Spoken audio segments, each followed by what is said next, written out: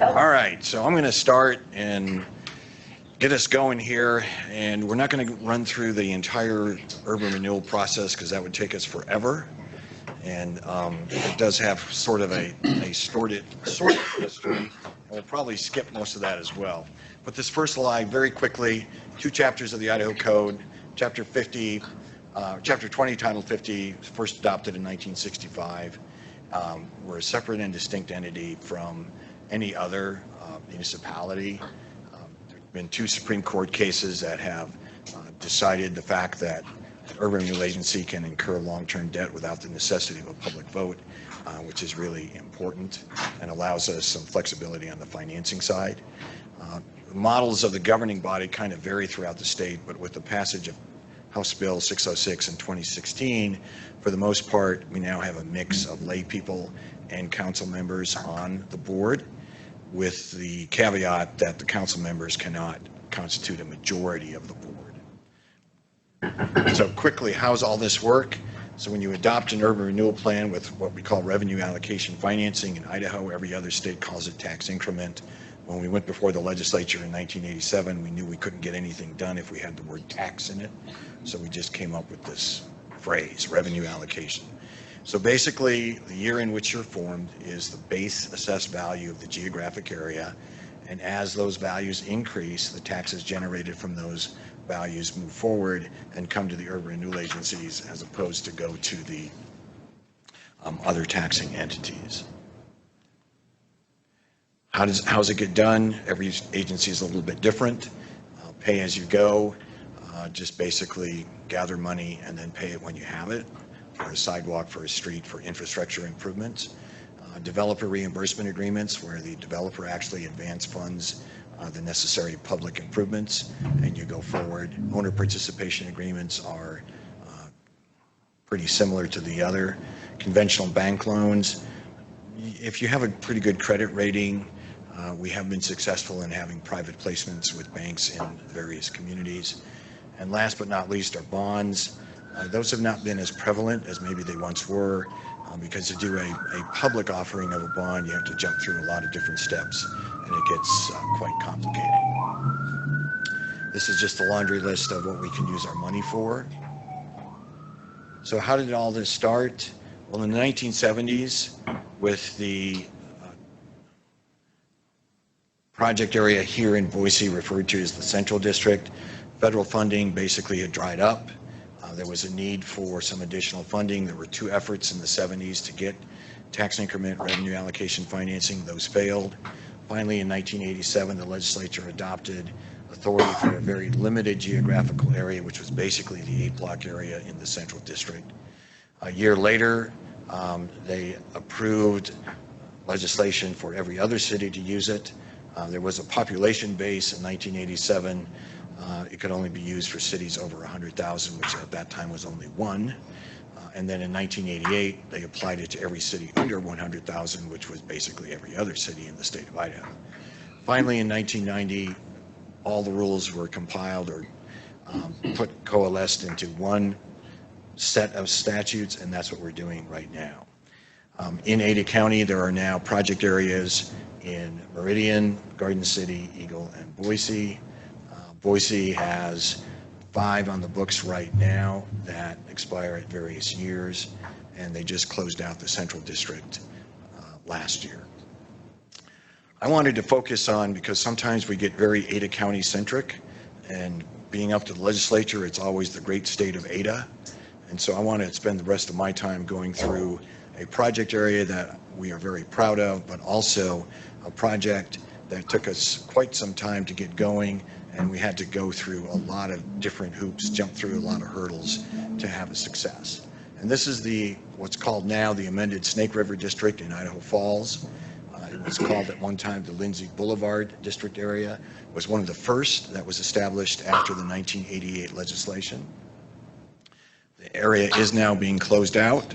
It will have its last breath, if you will, on September 30 of 2019. Back then you could do 30 years, so that's why it's terminating now. Put these values up here just to give you an idea of how things have grown. The base value in it's called 2018, but basically that would have been the base value as amended over time back in 1988, was roughly $57 million. The increment value has increased to almost $190 million over that 30-year period, and we've invested almost $26 million in a variety of public improvements in the Snake River District. As this closes out this year, that value, the incremental value of that $190 million value will benefit the other taxing districts. So basically, if anyone knew of Idaho Falls back in 1988, there were some hotels on what they called Hotel Row, but if you were a pedestrian, you'd be hard-pressed to go from one hotel to another or to go to the several restaurants that were there. While it was considered the front door of the city, it also was looked upon as perhaps the worst front door of any city in the state. There were virtually no storm drain systems, etc. This is basically what it looked like when we started. And when we first put this together, the Shiloh Inn was open, but if you wanted to walk across the street to, I think it was Jakers back then, you basically took your life in your own hands if you wanted to do that. So essentially, we started with a project area in 1988 with some various boundaries, as you can see. We did one amendment in 1992 to basically combine what was in the urban renewal area and the revenue allocation area. In 2002, we took a big jump across the Snake River so we could pick up what you will see on the right-hand side of the slide, the Memorial Drive, which was a very important thoroughfare for the city. But we couldn't really get going until after what was next, the 2006 amendment. And we did that to bring in the downtown. The downtown area is shown by the box off to the right. We only had 12 years left in the plan when we did it because the legislature by that time had basically said a plan amendment does not extend the term of the plan. We did finally get substantial public investment in Memorial Drive and other improvements. But private development lagged. This is not uncommon in a tax increment project where a lot of your last development is the one that really puts you over the top in terms of a project. And we've been successful now in the renovation of the Bonneville Hotel, a grand hotel in Idaho Falls. This particular project was primarily owner participation agreement driven with a group called Renaissance Partners. And as you can see on this list, they were able to develop quite a bit. We entered into a note with them for about $4 million of improvements, but we did not hit the estimated mark of the assessed values, as several parcels did not get significant project. Here's an aerial of it, essentially showing the entire project area. And we also had an agreement with another with Bonneville Hotel, which we've just done. We entered into that agreement in 2017. We used both low-income housing tax credits, preservation tax credits, etc. We basically conveyed the property to them at a much lower fair value than fair market value. Construction began in late 2018. That's what it looked like back in 2015. That's what it is now under construction in 2019. We did a grant match. We were able to use our funds for that to improve the banks of the Snake River. I think with these last four slides. So on the good side, I think we eliminated some blight. We strengthened the tax base. We improved public infrastructure. We did do some parking facilities, assisted with landscaping and beautification projects, and transformed the historical building into what will be a mixed-use project with 35 residences in downtown Idaho Falls. The bad, both the Renaissance project and the other developer, Taylor Crossing, did not strike what they thought they would. One of the things that with a developer note is that the public is not at risk. If the developer doesn't perform and doesn't generate the taxes, we just don't pay the developer back for the funds that have been invested on the public infrastructure. They had their own version of our infamous Boise City Hole when what is now the Zions Bank, when Rick Peterson started and stopped. They had actually a hotel project that ultimately became the Marriott Residence Inn, but that started and stopped, and it took about 2 to 3 years for that to get going again under a different development entity. The ugly, we had some very early court challenges that set us back in terms of time. We suffered through the Great Recession of 2007 to 11. There was also really a dip back in the early 2000s as well. So we have had to go through that. Certainly there are some who believe that because of the success of the project that we actually are starting to price some folks maybe out. But basically, I think in all objective view, it's been a great project. Lessons learned, the amendment process. We could never do this again with 4 amendments under the current statute and add that much more property. Also, we can't go 30 years. We're down to 20. Adding a substantial area in the latter stages of a project creates significant funding challenges. We're still, no matter what you do, no matter how you try and project it out, you're still at the behest of the economic forces. One of the other things that we have learned is that probably as we become more sophisticated, having some sort of third-party vetting of a developer's projected revenues is probably a good thing to do. And we've also very much evolved the terms of a development agreement during the life of the plan. And last but not least, these are some recent pictures within the project area for Idaho Falls. And that's it. I think I'm under time. Pretty close. So, questions? Yes. So I wanted to ask you if you talked a lot about public-private partnerships, and you know, it's always seemed to me that the funding side is really an attempt to focus and direct and augment other funding efforts that are already out there. Like Bonneville, you talked about, you also got the tax credits for the low-income housing. Is that, could urban renewal replace another funding? Is that ever used to replace another funding? So one of the slides that we didn't put in this package is that urban renewal funds are generally very specific, and generally specific doesn't make any sense. For the most part, you must use those funds for a public improvement. So we have not put any dollars in the actual Bonneville Hotel, for example. We provided them the property at a very deep discount, and we've assisted in some of the sidewalk and other infrastructure improvements. So we really can't replace some of those tax credit programs, but we can, when a developer comes in and he has an overall budget for everything they want to do, including anything that's in the public right-of-way, we can help in that regard, help in some relocation of utilities, help in some site clearance. In Idaho Falls, for example, in this particular project area, they're beset with some very difficult lava rock undercrop, and we've spent some great money.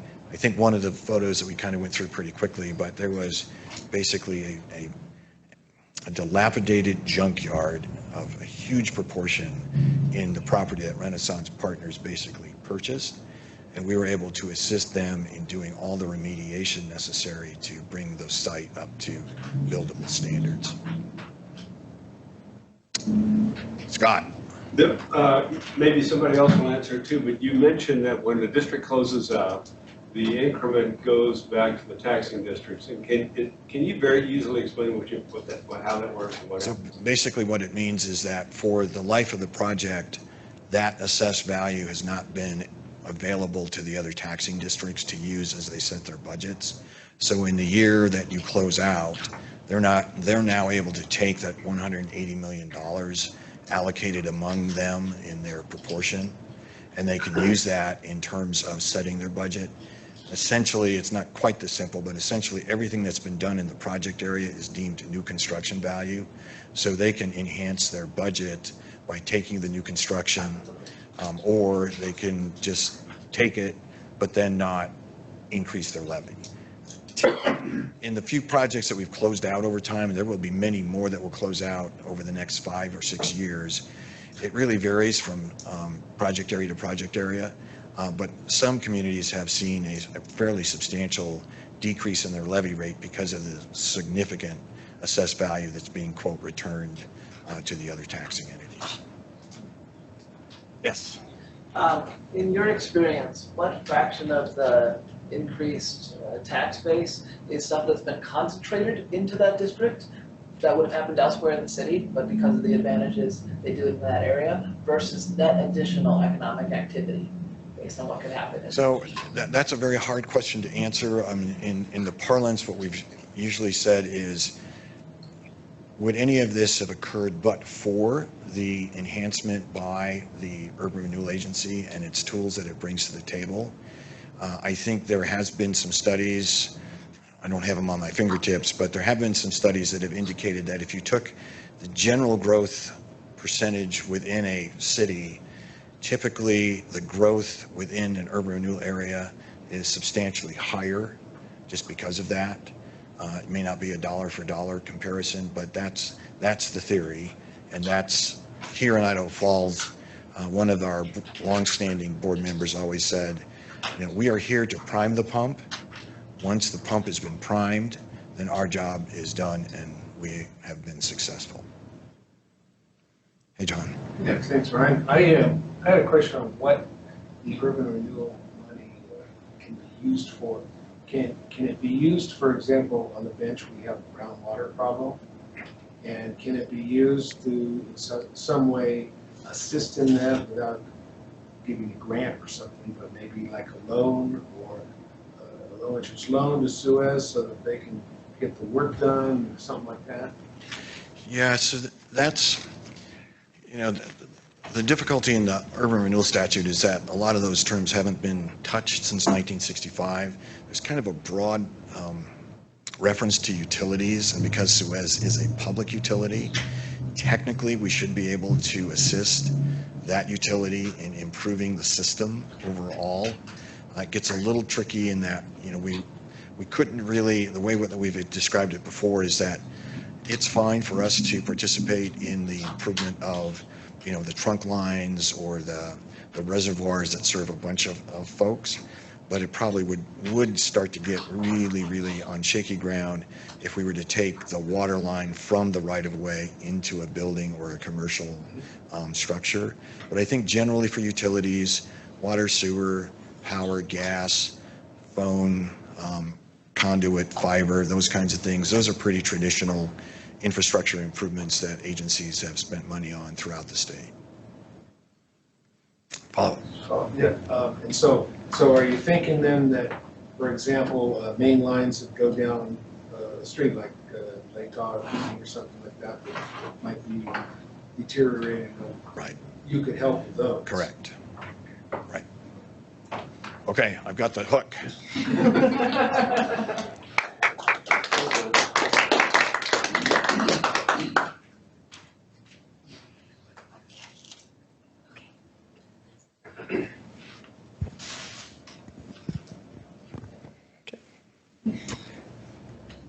Let me know if you can hear me. I tend to be a little quiet sometimes. But my name is Nathan Murray. Currently the Economic Development Director for the City of Twin Falls, of which the Urban Renewal Agency in our community, the Urban Renewal Agency of Twin Falls, contracts with the city to provide staff. I think that's the case with most of these smaller communities in Idaho. The larger ones tend to have a pretty clear line of demarcation between those entities with different directors and staff and so forth, but we are still probably small enough that we kind of wear both hats in that regard. So I grew up in the city of Boise, not too far from here, about 32nd and Hill Road. And I remember, show this real quick picture, just because I've always liked it. Coming down here when I was a kid. So I think this is a picture taken in '86 of the Grove Plaza. I'd go visit my friend Jay on 20th and Irene, and we'd drive our bikes until we hit Camelback Park and turn right and head down 13th until that was kind of our gateway to downtown, and we'd hang out for a little bit, maybe go to McHugh Sports or do whatever and head back. And I really think we are largely a product of our environment. I think I read something by Harry Truman once, that he grew up alongside the Mississippi River and just watched the ebbs and flows of the river every year, just sort of, and the destruction it could cause, and it said it put the fear of God into him, and it shaped a lot of his ideas about how we work with nature and formed his ideas about commerce. And I think in a lot of ways, you know, these kind of experiences I had sort of formed my opinions too about our environment and how we function as a city. And so I'm grateful now to live in a community that's kind of budding. I don't know if anybody's been to Twin Falls lately. Anybody? Okay, you guys should all go. You dig it. It's a pretty good place. And I think it's poised for growth in a lot of ways. And so we're looking at urban renewal as one of those tools to help us manage our growth. We're certainly not growing as fast as this valley, but you look at our numbers consistently over the last 2 decades, about 2% growth every year, and for us that's sustainable. And for a long time, where we were just sort of this ingredient-rich ag community, as we've grown in workforce and had people move in with different types of education, we're sort of hitting this sweet spot where processing and industry is starting to sort of bud a lot more than it had been. And so one of the big investments that was made in 2012 was Chobani and their million square foot yogurt factory that is in Twin Falls, that is in an urban renewal district.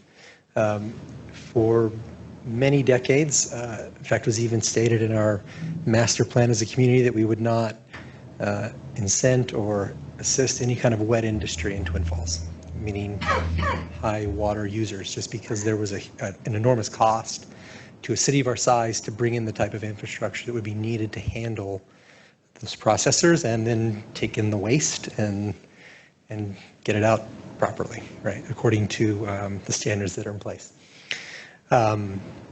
Excuse me. But we got to a point, and I think our city manager had some foresight, decided that this urban renewal could be a tool to kind of get us to a place where we could then utilize that for growth. And so in the instance of Chobani, they found a location that suited their needs, purchased the property, and then the difficult piece is, bringing water to that area, and then treating it such that it can then get to our sewer system and get to the plant that's in the canyon, which has a pretty high cost. And so as that site was competing for other locations in other states, one of the, incentives that we could offer was, well, urban renewal has the ability to reimburse the developer for some of these costs. And so as they came in, we negotiated agreements for the types of things that we would pay back. And it was infrastructure that we felt would benefit the community as a whole. And so we, in our plan, have to specify the types of projects that need to be done, how much it's going to cost, and create a payback schedule for that. And so that area, which was created in 2012, which will expire in 2032, is now being paid back as they've built the building. The taxes get assessed, the money is returned to the agency, and then we pay off those, our obligation or what we'd agreed to.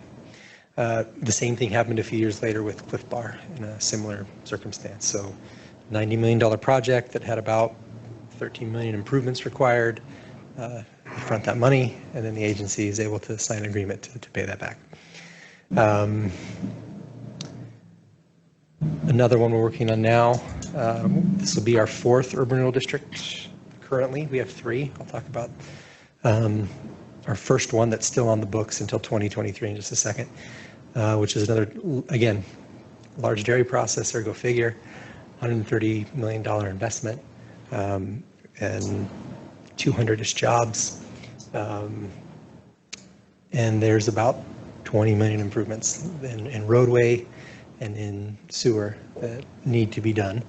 And again, we're following that model of the developer puts up the money, improves it, and we agree to pay a certain portion of that back. This is a tool that's been working. And you look at the jobs and the unemployment and the wages of those jobs, we are satisfied with the return we're getting on that investment. And it's been a positive for us and helped us grow our economy in that sense. What am I saying here? Sort of it's maybe not the sexy side of urban renewal, like you see in this picture, what this later became. And just this, I don't know, the contrast between these two is amazing to me, having grown up here. But again, those areas are useful for us, and they meet the goals of our community, and we think this is a tool that we can continue to use, and we hope that it doesn't go away. I know it's faced some challenges in the legislature of late, and we'd like to see that continue as one of the tools we have here in the state of Idaho. We can't incent companies where some of our competing states, Utah, Nevada, and Arizona can. This is one of the few tools that we do have to help with economic development.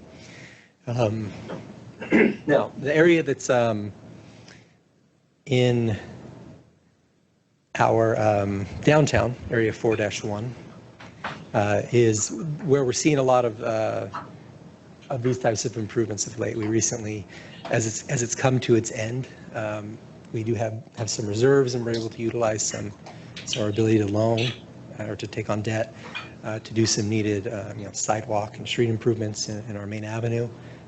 Created a downtown commons area, which is extremely popular,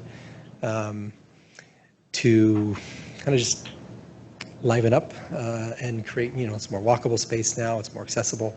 I think it really also kind of fosters this sense of pride in our community. I mean, if you'd have asked,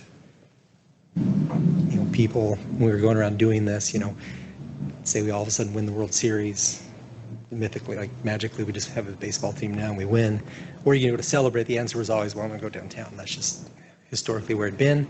And that was very much the community piece that we wanted to preserve. And so we're, again, able to utilize urban renewal dollars to, help improve that place. Now we're seeing investment in housing in that area. A restaurant storefront starting to fill up, and the vacancy rate is much less than it was even 2 years ago. I'll just conclude. I mean, this is our main avenue area now. It's across from City Hall. It wasn't completed at this time, but this was sort of my comparison to that with its spindly tree, and we had a little tree here, and I'm hoping that, as we move on, some of these areas around start to fill in and grow and develop. Diagonal from this building right here, there is about a 6-story mixed-use project that's coming in, largely, we think, as a result of just the activity you're seeing at that Commons, which there is an event almost every weekend that started from May 1st on and through the fall, pretty much. And we'd like to keep that active as much as we can, and we're starting to see that. So thank you for your time. I think I have a little more. So I'm going to tell a quick story. So it's going back about 10 or 11 years. So when my wife was pregnant with our first daughter, we had a chance to adopt. So we had 2 little girls that are 5 months apart.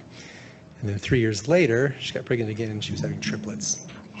And so we had 5 kids, 3 and under. And so we bought a minivan. And after a couple weeks, my wife comes to me and was like, this isn't working. I want a new car. Well, what do you think we need? This one's paid for. We're fine. She's like, no, it's just, I got 5 car seats. It's a load. She's like, I think we need a limo. I don't think so. She's like, no, we really do. And she started giving me these arguments of why she wanted this limo. All right. And I said, no, it's too much insurance probably. You probably have to special license. It's probably a gas guzzler. And she kept at it. And one day I come home and she's on eBay and she's bidding for a limo. And she wins this 29-foot stretch Lincoln Continental Town Car. It has this J seat with 8 seats, and it's just a boat. And I was really embarrassed, and I was like, I'm not driving that ever.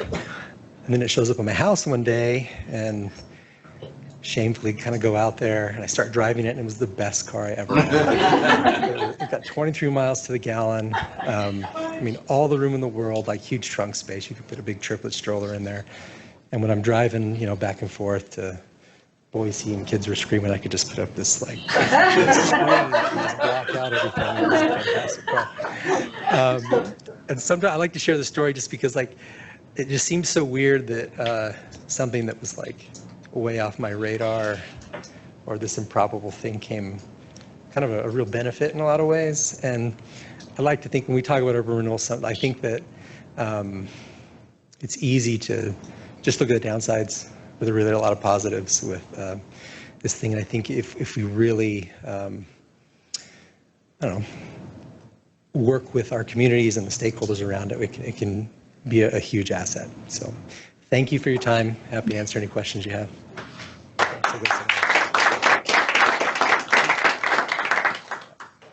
Where's your before picture for the downtown? You gotta compare it to the grove. Yeah. Do you want me to get you some? The one we have is, there's a base jumper when we did the opening, like dropping right in the commas, and it was great. So we have a photo of it. It was a full day.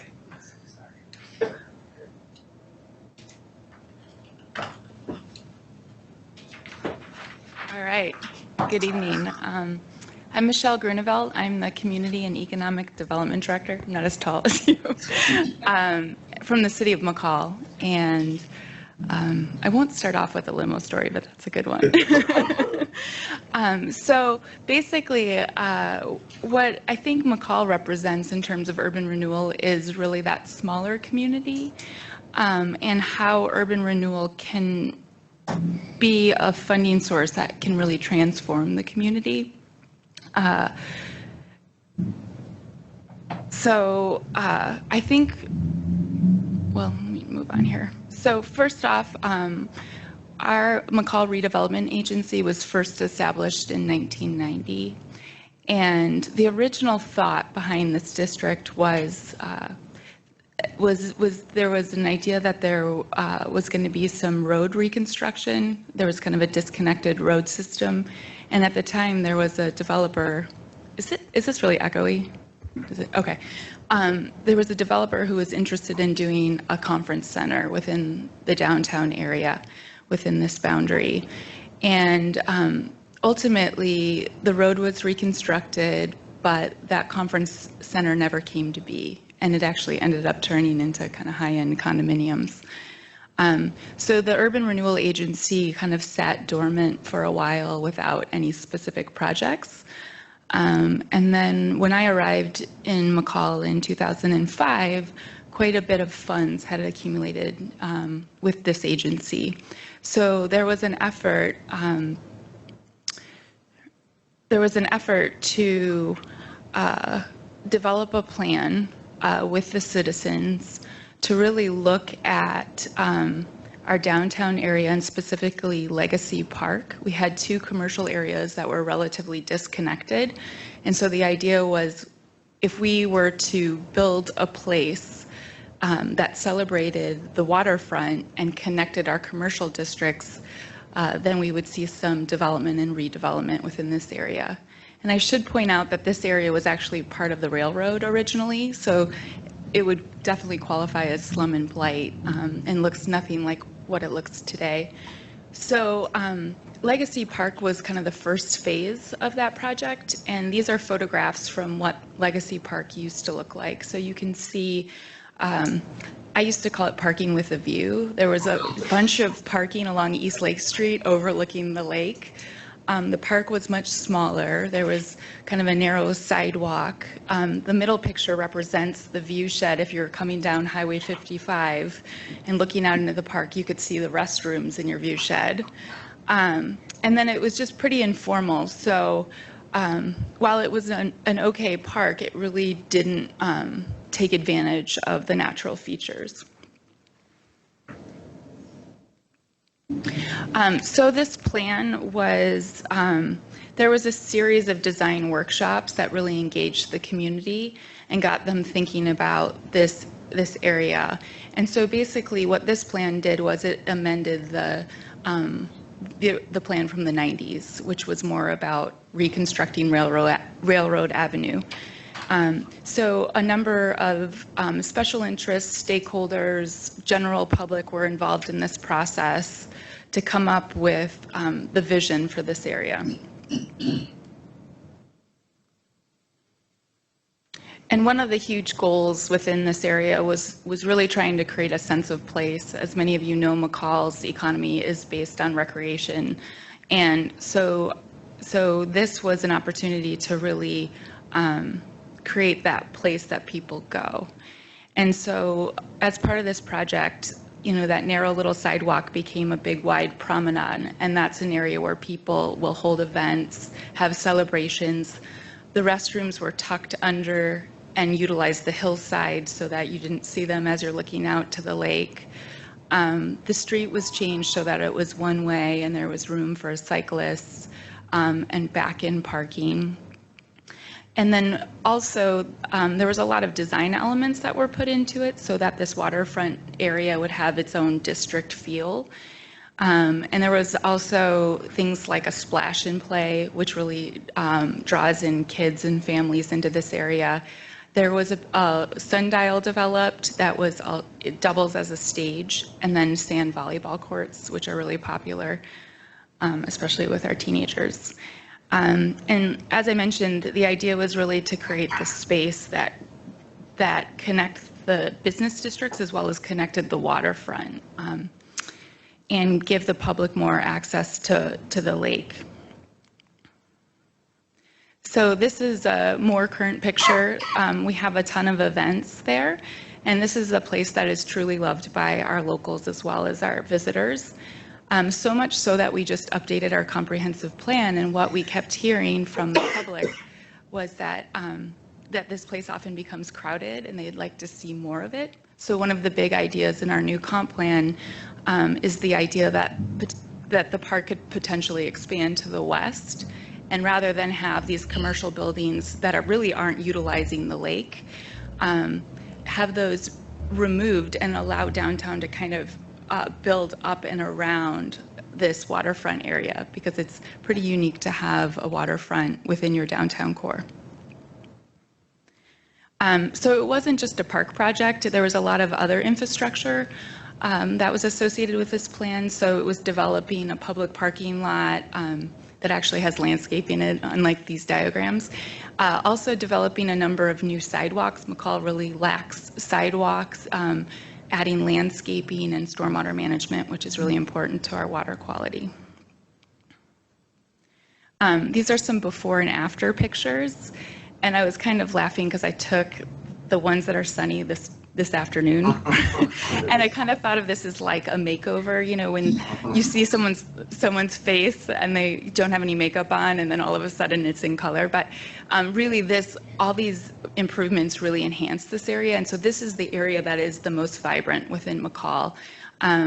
If anyone's been there on a Saturday morning, it's very busy. We have a farmer's market, and there's a lot of pedestrian and bike activity, and so it's just a really popular place. Also, in some of these areas, after the improvements were done, we got reports from the local businesses that their sales actually went up 30% after we did these improvements, and that was actually in the time of recession. So it's a place that people really like to gather and visit kind of the businesses around there. So another portion of the plan that is starting to get implemented, our urban renewal, the current district only has a couple years left and not a ton of money. They're mostly paying back their bond payments. But this area is just north of the marina, and again, the idea was to connect the waterfront. And so this is a concept that came out of, or is further refined from the plan from our parks director. So this area, if anybody's familiar with it, there was a lot of docks and debris and old log booms, and it was a pretty dangerous and kind of dirty area. A lot of people would pull docks there and just drop them. So the Parks Department, with a number of citizens, were actually able to clean up this area, and they've done some improvements. And so Urban Renewal has committed to fund some new docks to replace these log booms. And this area is being created as kind of the non-motorized area. So it'll be a place to launch paddleboards and kayaks. There's actually going to be swim lanes installed within this area. And there's improvements being done to Brown Park, including a new playground. So that's the existing district. It's pretty much at the end of its life cycle, and it's been very successful for McCall. And so looking ahead, right now we're in the process of redeveloping our original 4 blocks of downtown. So prior to that being completed, we're anticipating some development and redevelopment in our downtown core area. So the existing districts actually, this area that's not colored, and then this is the new proposed district. And so what we looked at, we actually looked at 2 areas, kind of this other portion of downtown, and then a portion that goes along our south 3rd Street corridor, which is Highway 55. And ultimately, it was determined that this area is the best area for urban renewal. So we've done an eligibility report, and we're looking at creating that district before the end of the year and getting it set up so it can slowly start acquiring funds to do projects within this area. So some of the projects that have been identified as housing, our downtown pretty much dies at 5 o'clock, so we'd really like to see some more housing within our downtown. We also are undergoing a civic campus planning project, which includes an expanded library and community center. And then some other things like parking don't have a funding source. And so those are just a few examples of the projects that would occur here. So lastly, kind of lessons learned from our current district. What we found is it's really important for our district and our city to have a strong partnership. And like Twin Falls, I staff our urban renewal agency and I work for the city. So there's a natural nexus there. But when the district first started, these entities weren't communicating as well as they could have been. And what we found now is that having that strong partnership has really helped on both sides in terms of maintenance once this infrastructure is built. The other thing is in small communities, we don't always have the experts to manage all of these things. So we found that hiring people who really know what they're doing as it relates to urban renewal and some of the design is really important. And then lastly, project management and oversight is critical. One of kind of the fatal flaws of, or wasn't fatal, but one of the flaws of our Legacy Park project was the project management could have been a lot better. And so now the city has accepted that infrastructure and had to go back and actually fix some of it that wasn't actually installed properly. And then lastly, as I mentioned, we have a sundial that was built as a stage. So when it was first poured, the contractor poured it on a cloudy day and then found out that it was an hour off. So the Urban Renewal Agency had to go back in and pour it out. But it actually ended up as an opportunity because they ended up expanding it and making it a bigger stage. So that's all I have, and I'm happy to answer any questions.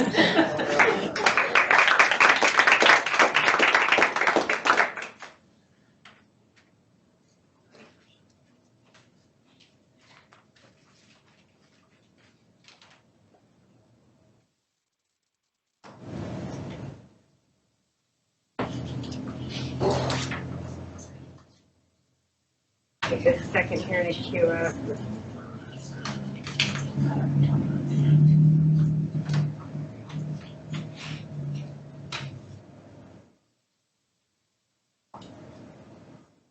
I get it full screen. Bottom right. F5. That's fine. Thank you.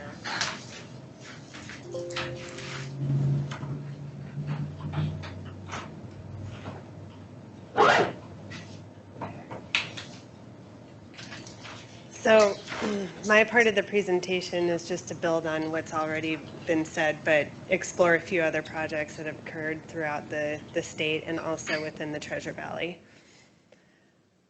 So the first example is actually a workforce housing project.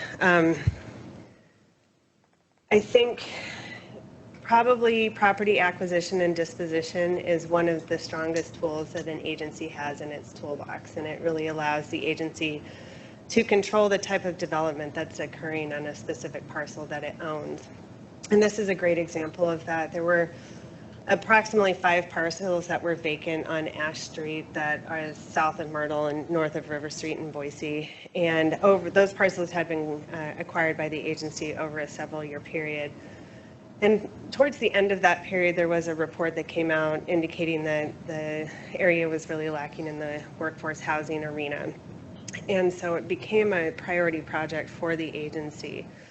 And at that point, it went through a competitive process, disposition process pursuant to Idaho Code 50/2011. And as a result of that process, ended up selecting a development team. And the disposition and development process can take quite a bit of time from the time they're selected through the RFP process to ultimately when the property is transferred and construction starts. And it is really important to note that but for agency participation in this project, there would not have been any rent restrictions imposed. The CCDC participation was about $1 million, and that did include some additional public improvements in and around the area.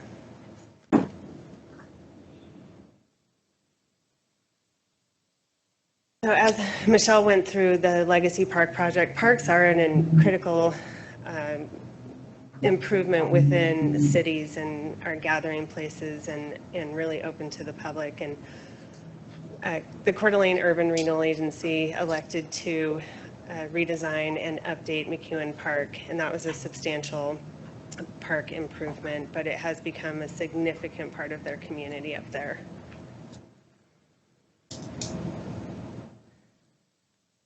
So Driggs this was an interesting project where the agency actually funded a grant match for a geotourism center. And really the purpose of this project was to pull the tourism traffic that was going into the parks and try to get them to stop into downtown Driggs.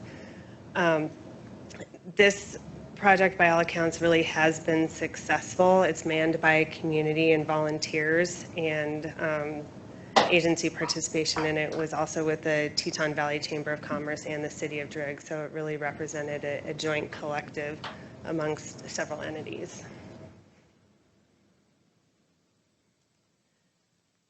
The City of Rexburg has a number of project areas, and just wanted to call out this particular project where it's on the corner of 2nd West and First North in their North Highway District project area, I believe. This road was widened to 4 lanes, and the agency actually, I don't know if there's a pointer on this. Do you know, is there a pointer? There is, yes. The agency actually owns this area of land right through here. And as a result of the improvements that were made to the roadway, the agency is now going to be in a position and has the opportunity to develop that parcel and, again, add some additional value. So even though it's a roadway improvement, it does improve the parcels in and around the area.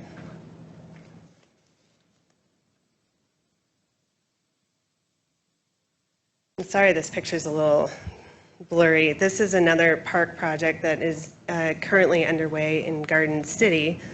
It's down 38th off of Reed. It is a fantastic project. It's kind of had a slow start. It originally got underway in and around 2016.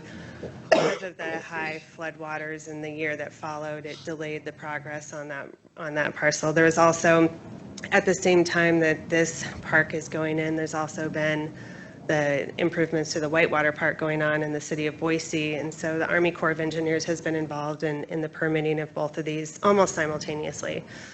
I had the opportunity there's 2 phases to this park, and the first phase is almost completely done, and the second phase will be it'll be a sunshade picnic area, and then additional landscaping will be there. This was a former site of a senior center parcel that has since been purchased and will subsequently be removed from the site. I think phase 2 will be underway later on this year, and the project should be completed. I don't know if it will be done this year, but it might be done as soon as next year. It provides another opportunity for those using the Whitewater Park to get off the river. There's a great parking area that goes with this park. The green belt that flows through this area is just incredible. And I really encourage you to go down and look at the improvements that have been made here. It really has been a phenomenal project and will be greatly and widely used by the public. So with that, just another sampling of some projects that are going on in other communities, and happy to stand for questions, or questions for all of us, actually.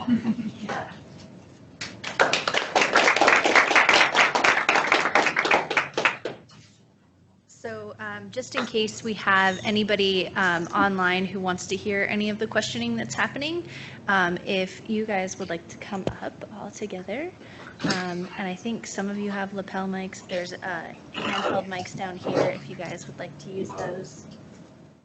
And we can just turn them off until you need them, if you'd like to have a mic. And then there's room mics in here, so you guys just feel free to ask questions. Hi, I have a question for Michelle. So I know that you guys have a housing affordability issue, especially for folks that work with the hotels or the restaurants, right, rather than having to commute from Cascade or Donnelly. I'm curious if you could elaborate more, because you talked about housing and the city dying at 5:00 p.m. Are there any plans to have, diverse housing options as part of this renewal district, not just something that's for traditional higher income folks? Yeah, okay, so I'll talk a little bit just generally about what we're working on in terms of housing.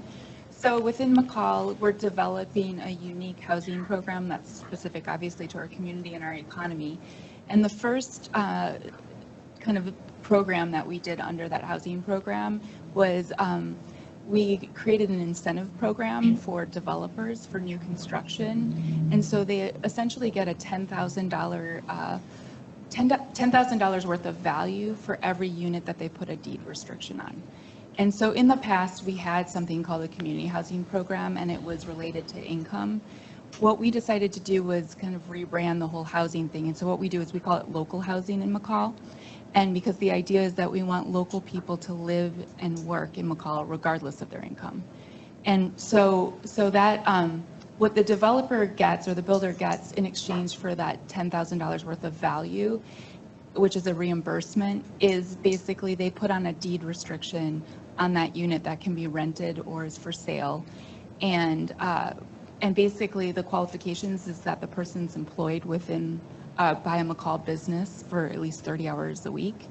And then there's an appreciation cap if it's a for sale unit, and then there's a kind of a rent control if it's a rental unit. But they actually set, we work with them to set kind of the base level of what the rent is. And so, so far we have 12 units that have gone through the entitlement process that are the Indie Dwell kind of upcycled shipping containers.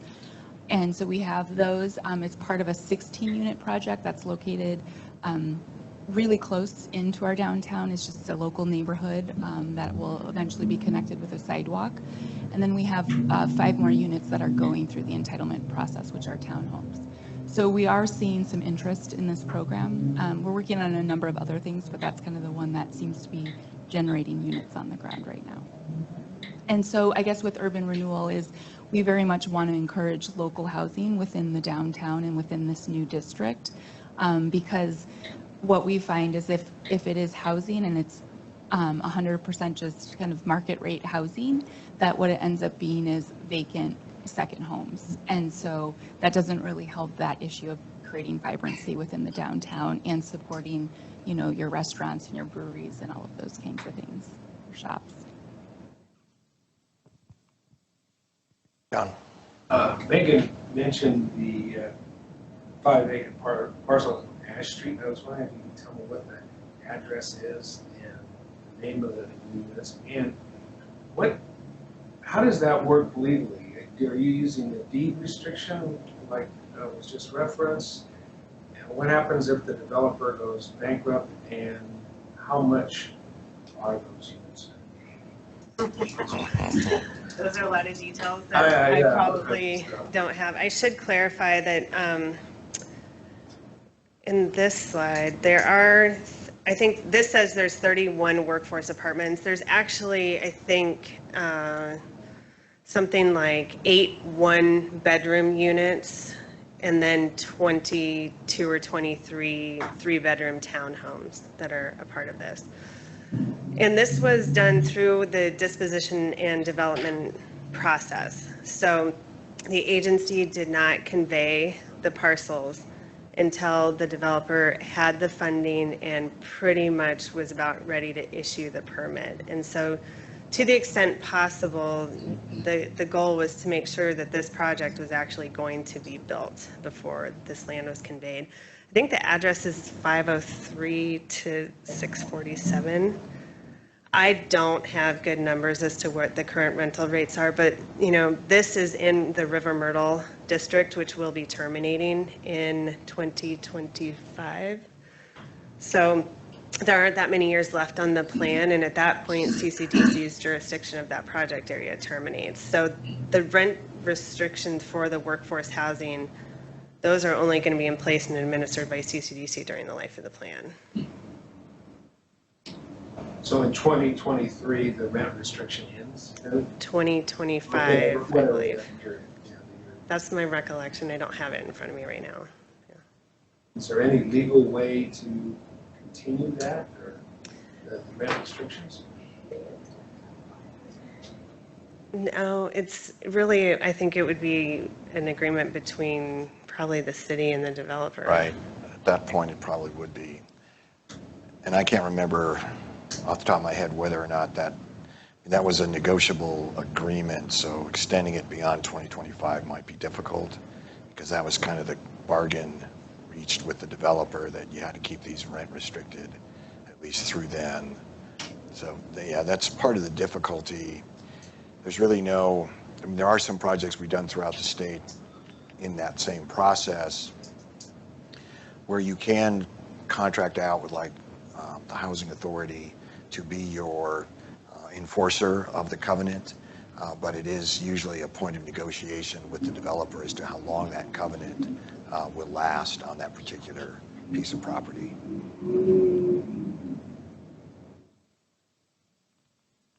I hear a rent restriction, but I always thought that a rent restriction has the long-term effect that the property will get worse and not be renewed and repaired, and that's what I learned. So I learned that subsidies is better, or if the state or the city pays a part of the rent, it's always healthier to keep the infrastructure healthy than rent restriction. That's why I think it is not bad to have a limit how long you you have the rent restriction, because if you keep it forever, it will deteriorate. I mean, that's what I know. I think that's a good point in terms of, and each project is different. Like the apartments right over here are under a wholly different program, and because of the tax credits that they used, and they leveraged about 3 or 4 different kinds of programs. They have a long period, I can't remember if it's 17 or 24 years, where they have to do it, and there's an audit that occurs, and they have to show that that they are renting to the right people and the right time and the right market. So each program is a little different. Michelle, you mentioned the importance of connections between the city and the Urban Renewal Agency. And I know in Twin and McCall, there's a connection. So I'm curious, because I don't know the structure here in Boise, what is the connection to the structure of how is it connected to the city? So the way that it works is that the mayor appoints the members of the board, confirmed by the city council, And over the years, I would say that the relationship has been very good. There have been times when perhaps the vision of the agency might not quite match the vision of the city. That's pretty rare. Throughout the rest of the state, kind of the same thing. Sometimes with the political changes that occur through the election process, you will get out of sync. But for the most part, I think cities understand that an urban renewal agency can bring a tool that the city doesn't have under statute, and consequently there's a reason to work together on a shared vision of what this particular geographic area hopefully would look like over a period of 20 years.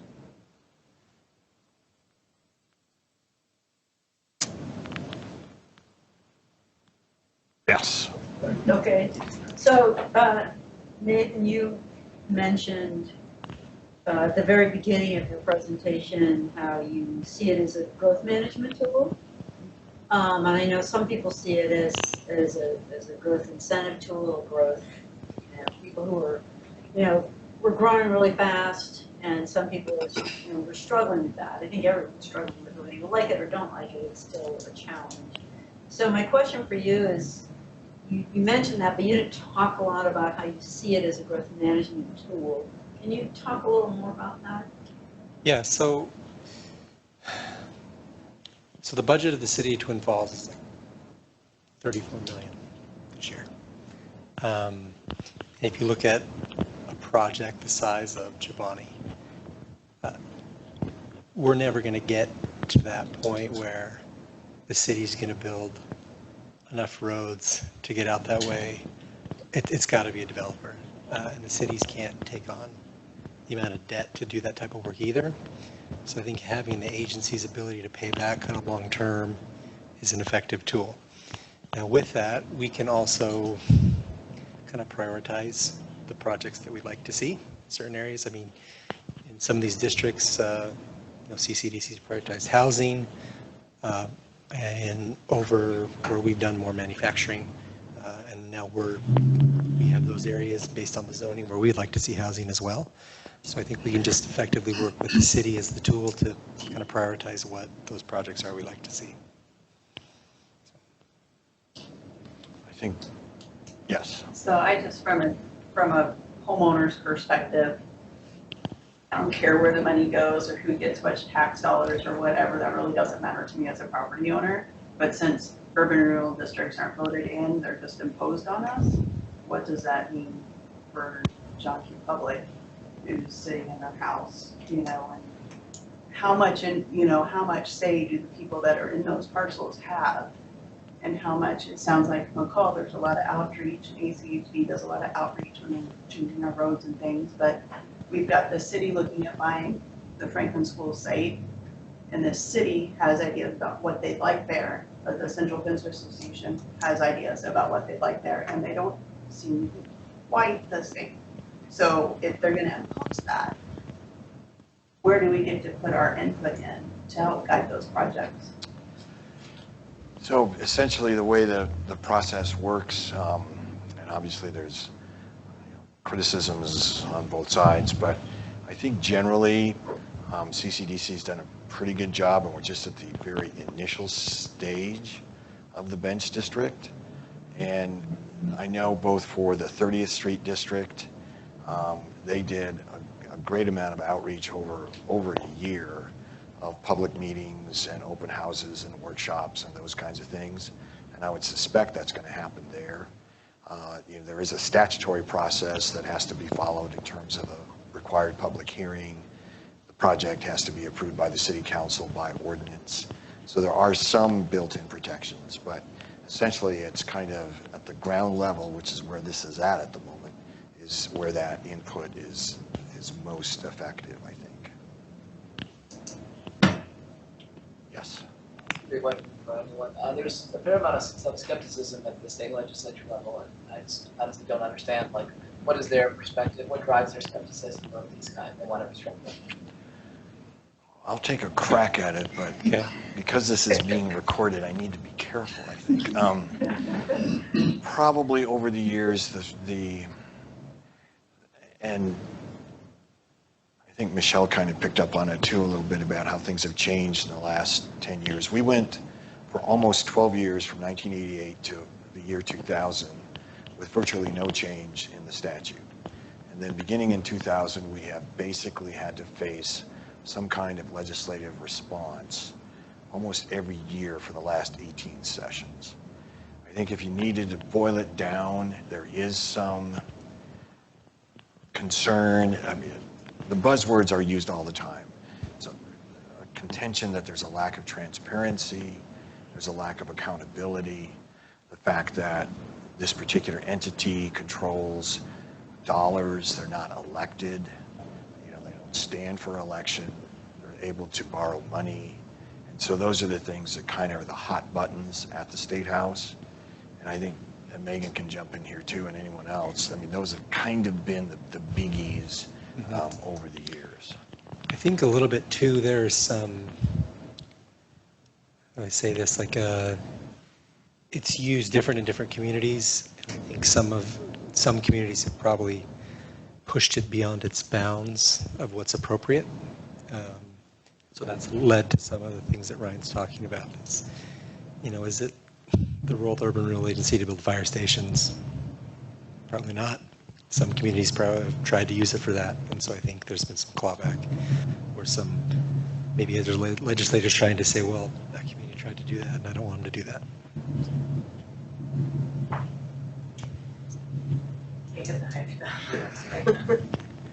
And I think that's been part of the concern too, is that we have, you know, there's a lot of rhetoric about local control, and you know, there's 44 urban renewal agencies throughout the state, and some have multiple districts. One size doesn't fit all, and I think that's the challenge, in the sense that we're driven by statute. Idaho is, let's call it Dillon's rule state, which means all the authority comes from the legislature. But it's hard to create a package of rules that apply the same in Driggs as they apply in Boise. And trying to get the ability for the local community to have the discretion to do what it wants to do is a difficult chore. We did a fire station in Jerome early in the project because we were putting in a fairly significant industrial development, and having fire protection was really pretty critical. We couldn't do that fire station today with the way that the statute's been changed without going to a vote if we were using any tax increment dollars. So it has been a progression over time, and I do think Nathan's right, is that, you know, sometimes we just get hit with what appears to be a horror story somewhere from one of the communities, and the reaction is to try and craft a piece of legislation that really stifles that from that point forward. But how have you impacted others who have tried to use it in the proper way, where this may very well be something they want to do? And the piecemeal changes that have occurred have just created a very difficult administrative overlay to operating these agencies. I mean, there's almost duplicative filings and a lot of confusion as to where those filings need to be made and the timing of the filings. And it's a challenge, and I can tell you these agencies throughout the state are complying. They're doing their best to comply, and it is just very difficult now. Curious, if there are any like types of regulation around what the use of a land, like say CCPC or another agency acquires a piece of land and then disposition it for a project. Are there regulations around that, or would that just fall under like city zoning where? Yeah, for the most part, I mean, as Megan mentioned in her presentation, is that one of the things that you can do if you own the property, I mean, absent violating some non-discriminatory covenants, any property owner can put a covenant on what they want their property to be used for when they sell it to somebody else. And that's been a good tool for urban renewal agencies, because you can drive or you can craft what you want to do. I mean, for example, here in Boise, we selected that site where the Grove Hotel is, and we said, any developer who wants to develop this site's going to have to develop a hotel. You can't put an office building on there because we don't want it. We want a hotel. But absent that, pretty much every other kind of land use restriction is going to be uniform the city code, the city plan, comprehensive plan is going to dictate what's there.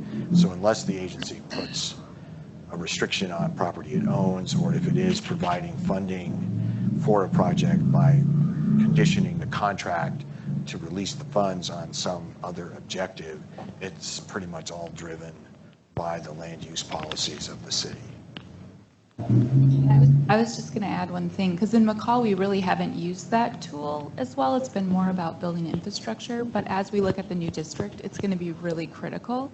We're investing almost $9 million into our downtown core, and so if we don't do anything, the fear is that it's just going to stay, we've got a number of thrift stores and one-story banks and a bunch of surface parking lots, and so we'll have beautiful streetscapes, but without that tool, that's what we're planning on using to facilitate the kind of development and redevelopment within that core after we put in all that infrastructure.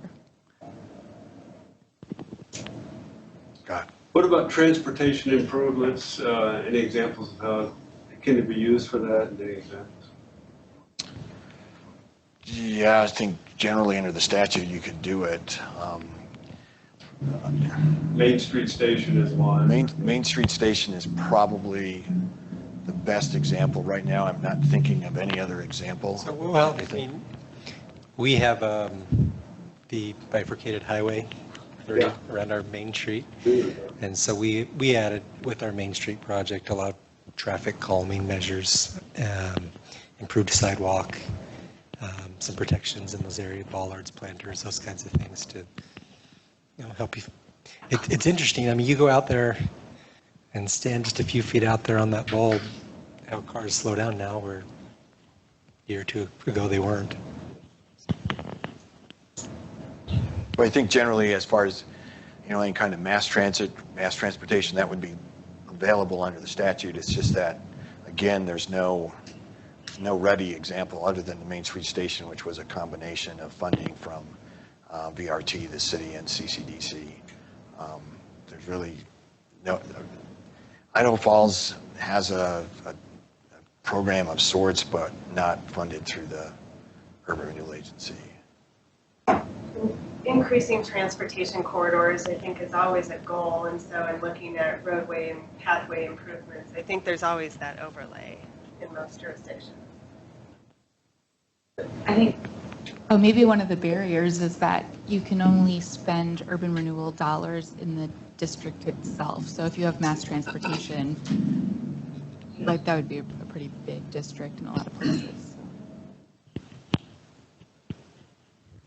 Yeah, I have a question. I'm from the neighborhood association, and when I talk with the businesses in our neighborhood about urban renewal and stuff, the ones that own the property, the businesses that own the property, some of them are really open for it, but there are few that don't own the property, that just own the business, and they are afraid of gentrification. What would you recommend me to say when somebody says something like that?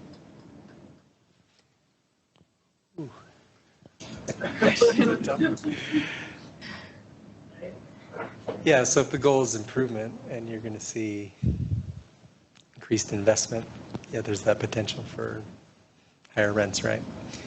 But that's sort of the world we live in. We want to allow private property rights to exist because it leads to a lot of other really positive things. I would also just add, if the business doesn't own the property, some of the benefits are things that we're looking at McCall is like snow removal and sidewalk maintenance. And so those are dollars that aren't coming out of the local businesses' pockets. And so they're benefiting from being in this higher quality place with maybe an increased level of service. So that could be a potential benefit. And, like the Main Street project in Twin, I think they've seen higher traffic at their stores in their location. Oh yeah, I mean, I can go in any place and the first complaint I'm going to get is there's no parking. And that means we're winning, so I'm pretty happy about that.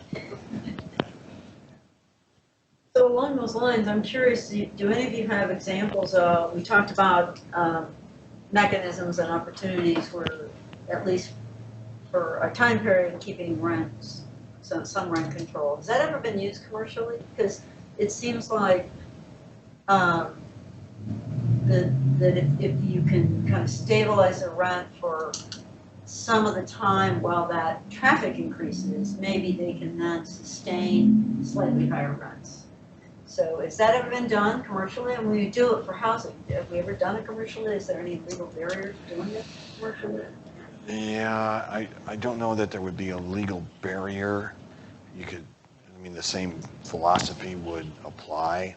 I just have not ever run across that. I mean, again, at least the development community typically will say, I can't invest that kind of money unless I get, you know, $15 a foot. There's no way I can subsidize it at $10 a foot for 5 or 10 years and then increase it. So yeah, it's probably doable, but I haven't seen it done here. So could the agency, I'm not, let me ask this question for you guys. Could the agency lease or take on a lease for a private property owner and then sublet it at a lower cost at a loss? Is that possible? You go through still a disposition. Yeah, you still have to go through a competitive process for a long-term lease. So I was going to say, Deanna, in McCall, we have just a struggling commercial environment. So we have had some developers or property owners who have allowed businesses to be in there for very little rent. It's not necessarily mandated, but they do that because then if it's a mixed-use project, you know, all of a sudden the residential becomes more attractive. And so I think in some cases, they're doing that until someone who can afford the market rate can come in. Somebody brought up gentrification, and that it appears to be one of the concerns of the bench. And I'm just wondering, what is the rationale for including private homes in any proposed urban renewal district? I think generally it's the hope that over time the neighborhood will improve. And as Michelle mentioned too, there's this problem of not being able to spend money outside the area. So, and again, how you could draw that boundary to take in maybe the public rights of way, but not the homes. But then folks are going to say, well, but isn't the homeowner getting value because the Urban Renewal Agency has come in and put in a new street, a new sidewalk, a new water line, a new sewer line, yet we're not getting any taxes off the increased value of that site to retire the debt or pay the cost. So it's a tough road. I would say that generally, and I think Nathan and I were chatting a little bit about it before, is that the housing part of it and including residential areas within an urban renewal area, I mean, that is probably the toughest issue to deal with. I mean, I go back to the first project area in Garden City where it was one of those council meetings. I really did not know whether I would be able to escape without injury when we went in and talked about, because back then, and it's changed a lot now, but back then there were huge mobile home parks that were owned by landlords, and only the mobile home itself was being rented by the individual. And they thought that an urban renewal agency could come in and buy all these things out. One, we didn't have any money to do that, but it is this fear that you're going to eliminate a housing stock that's extremely important. In the last, when I listened to all the discussions, I think that adding apartments on top of businesses would be a good solution. It's just that I'm observing it, and I would like to learn more about it. For example, Walgreens, and on top of Walgreens, apartments that people that work in Walgreens could live in, or Albertsons, places like that. What is your experience with these ideas, multi-use buildings in urban renewal districts? Is there advantage to it? Yeah, I mean, that's our goal on Main Avenue right now. We put it on RFP This is about a year ago for a mixed-use project that we received, and we're now almost to the point of probably next month we'll approve our DDA, as they call it, with that developer, and it's 4 stories of residential of 2 stories of commercial. And we're excited about it. It's going to be market rate. I think in Twin Falls we have sort of the opposite problem. Rents are still, we don't have a rental affordability problem. I mean, that's perspective sometimes, but I mean, market rate here for that project will probably be about $1 a square foot, which I think can you get that here on Main Avenue in Boise? Above a commercial area, probably not. So where our downtown's surrounded by, single-family homes on smaller lots that have relatively low rents, I mean, we're kind of excited to get $1, $1.15 a square foot on residential above commercial. And I was just going to add, that was actually why we did a downtown master plan when we looked at it, and why we're doing our downtown project is we looked at our downtown commercial area, and it's basically built out to like a highway strip mall density. And so that's really why so much investment is going into those original 4 blocks is that idea that we could have commercial and public uses with housing up above.